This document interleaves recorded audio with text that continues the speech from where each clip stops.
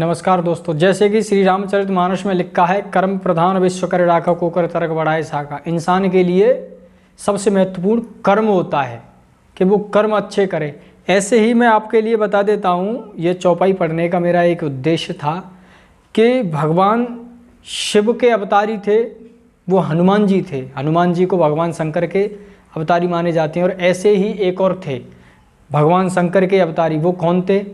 वो थे अश्वत्थामा। अश्वत्थामा भी भगवान शंकर के अवतारी थे, लेकिन हनुमान जी को पूजा जाता है, अश्वत्थामा को नहीं पूजा जाता है, शंकर के अवतारी होने के बाद भी। ये बात गर्ग संहिता में स्पष्ट लिखी है। और मैं बता देता हूँ आपको कि कौन किसका अवतारी था। द्वापर युग में जितने भी योद्धा आए थे, चाहे कृतवर्मा हो या सात्यकी हो या फिर अर्जुन, नकुल, सहदेव, भीम, युधिष्ठिर, ये सभी अवतारी थे। मैं आपको बता देता हूँ, चंद्रमा के अवतारी थे अभिमन्यु और द्रोणाचार्य जी थे अग्निदेव के अवतारी।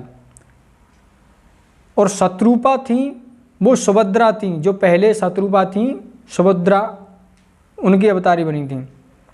भीष्म पितामह द्रोण नाम के वसु थे, उनके अवतारी थे। क्षीर सागर थे, क्षीर सागर ही राजा शांतनु बने थे। और भक्र प्रहलाद थे, जो भक्त प्रहलाद थे वो सात्यकी के नाम से थे। और दक्ष प्रजापति अक्रूर जी बने थे। अदिति बनी थी देवकी जी, जो भगवान श्री कृष्ण की माता थी, वो अदिति थीं। और कश्यप ऋषि बने थे वसुदेव जी। कामदेव प्रद्युम्न के रूप में आए थे और पार्वती जी जामवंती के रूप में आई थी, जामवंती। लक्ष्मी जी तो स्वयं रुक्मिणी थी और नारायण भगवान श्री कृष्ण थे। इस तरह से कुछ गर्ग संहिता में से मैं लेकर के आया हूँ, जो कि देवताओं के ही अंश रूप थे और देवताओं के ही अवतारी थे। अब यहाँ पर एक बात आती है कि नकुल, सहदेव, अर्जुन, भीम, युधिष्ठिर, ये पांचों पांडव थे। तो पांचों पांडव किसके थे? अब जैसे कि युधिष्ठिर को धर्मराज का कहते हैं कि धर्मराज के अवतारी थे।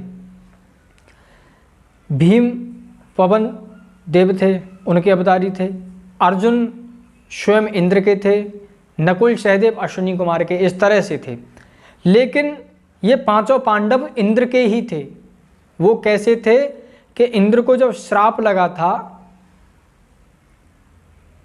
किसका लगा था? इंद्र को लगा था, गौतम ऋषि का। तो उस समय पर इंद्र का जो तेज था, जो बल था, वो पवन देव में चला गया था।